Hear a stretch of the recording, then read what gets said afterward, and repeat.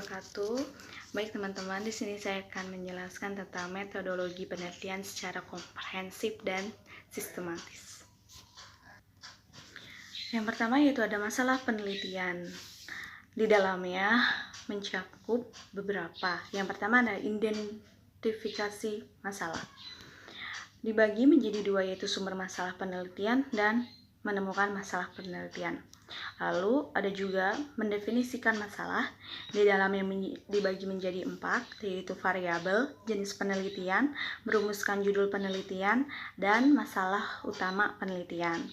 Lalu selanjutnya itu ada sistematika usaha penelitian skripsi kuantitatif, yaitu latar belakang, tujuan pustaka, metode penelitian.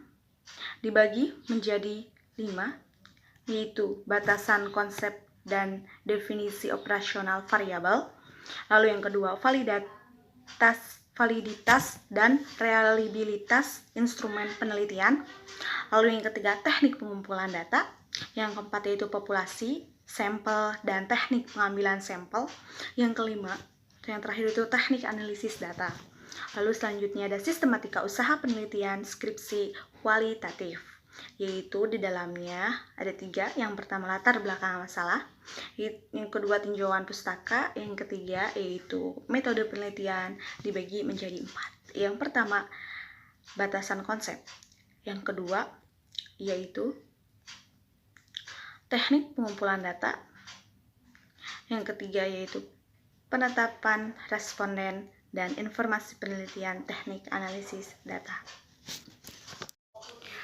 Lalu saya di sini akan menjelaskan tentang perumusan hipotesis. Hipotesis dibagi menjadi 2, yaitu adalah hipotesis dalam diartikan sebagai pernyataan statistik tentang parameter populasi. Lalu yang kedua dalam penelitian, hipotesis diartikan sebagai jawaban sementara terhadap rumusan masalah penelitian.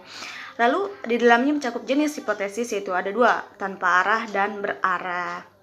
Lalu hipotesis statistik. Dalam hipotesis statistik dan penelitian terdapat 2 macam hipotesis, yaitu hipotesis nol dan alternatif. Yang di dalamnya juga maksudnya selanjutnya ada juga statistik, penelitian.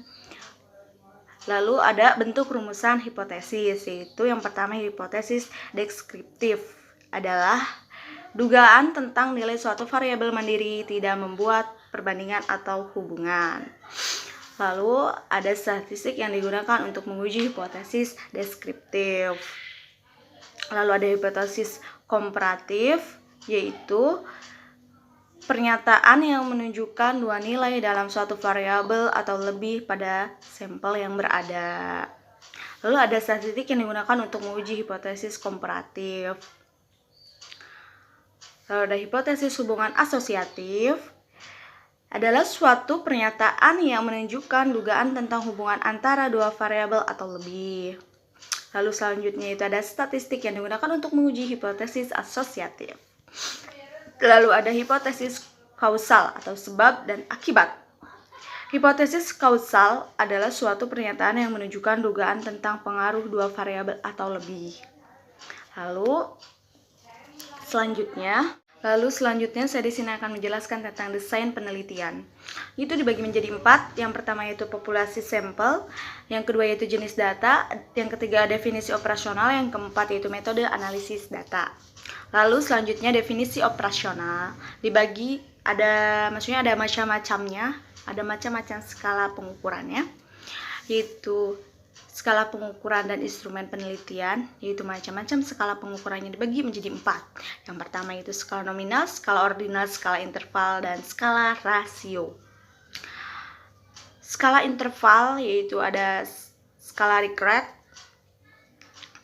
Contoh alternatif jawaban dalam skala Likert yaitu ada sangat setuju berarti sangat tidak positif, setuju berarti positif, ragu-ragu berarti negatif, tidak setuju berarti sangat negatif, sangat tidak setuju. Lalu ada selalu sangat baik berarti sering berarti baik, kadang-kadang berarti tidak baik, tidak pernah berarti sangat tidak baik. Lalu skala Likert juga ada sangat setuju atau selalu sangat positif diberi skor 5, setuju sering positif diberi 4, ragu-ragu kadang-kadang netral diberi 3, tidak setuju atau hampir tidak pernah negatif diberi 2, sangat tidak setuju atau tidak pernah diberi 1. Lalu ada skala Gultman. Lalu yang kedua yaitu skala nominal, yaitu skala pengukuran di mana angka tidak memiliki makna kecuali hanya sebagai pembeda. Macam-macam skala pengukuran. Yang selanjutnya itu ada skala ordinal. Skala ini memiliki makna rating. Lalu macam-macam skala pengukuran, skala rasio. Data yang dihasilkan berupa data rasio, skala ini merupakan skala tertinggi dalam skala pengukuran. Lalu selanjutnya, saya di sini akan menjelaskan tentang populasi teknik sampling. Yaitu dibagi dua menjadi populasi, yaitu wilayah generasial yang terdiri atas objek subjek yang mempunyai kuantitas dan karakteristik tertentu yang ditetapkan oleh peneliti untuk dipelajari dan kemudian ditarik kesimpulannya. Lalu ada sampel adalah sebagian dari jumlah dan karakteristik yang dimiliki oleh populasi. Lalu ada teknik sampling. Teknik sampling adalah teknik pengambilan sampel secara skematis. Teknik sampling dibagi menjadi 2, yaitu ada probability sampling. Teknik sampling yang memberikan perjuangan yang sama bagi setiap unsur anggota populasi untuk dipilih menjadi anggota sampel, yaitu di dalamnya mencakup sampel random sampling, property length random sampling, lalu ada disprobability stratified random sampling, ada cluster sampling. Lalu selanjutnya ada non-probability sampling, yaitu ada sampling sistematis, lalu selanjutnya sampling kuota, lalu ada sampling akasidensial, lalu ada sampling purposive, dan sampling jenuh. Lalu ada sampling snowball sampling. Lalu selanjutnya di sini saya akan membahas tentang analisis data. Analisis data merupakan kegiatan setelah data dari seluruh responden atau sumber data lain terkumpul.